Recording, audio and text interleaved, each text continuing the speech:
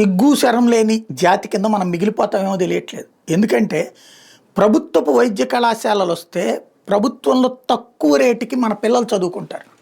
But ఆ కాలేజీలు వద్దని ఆఫ్టర్ ఆల్ 850 కోట్ల రూపాయలు డబ్బులు లేవని 7 కాలేజీలు వదిలేసాం.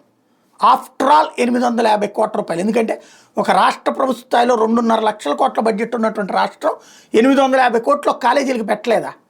దాన్ని అట్టు వదిలేసాం. అదే ప్రైవేట్ రంగంలో మాత్రం ప్రోత్సహిస్తున్నాం. తాజాగా రాజధాని ప్రాంతంలో అమరావతిలో విట్టు ఎస్ఆర్ఎంలకి 2 మెడికల్ కాలేజీలు అంటే వాటికి ఇచ్చిన పర్మిషన్ వీటికి మళ్ళీ ఇచ్చేస్తారా తెలియదు. ఎందుకంటే జిల్లాకు ఒకటి అన్నది కేంద్ర ప్రభుత్వం చెప్తుంది. ఇప్పుడు 7 ఆపేశారు, ఇక్కడ 2 కొత్తగా పెడతారట. తాజాగా సిబిఎస్ఈ స్కూల్ కూడా అమరావతిలో పెడతారు. అమరావతిలో 2 కాదు 20 పెట్టండి, బట్ ఆ 7 మెడికల్ కాలేజీలు గవర్నమెంట్ సెక్టార్లో ఉంచండి. అది కదా ముఖ్యమైనవి.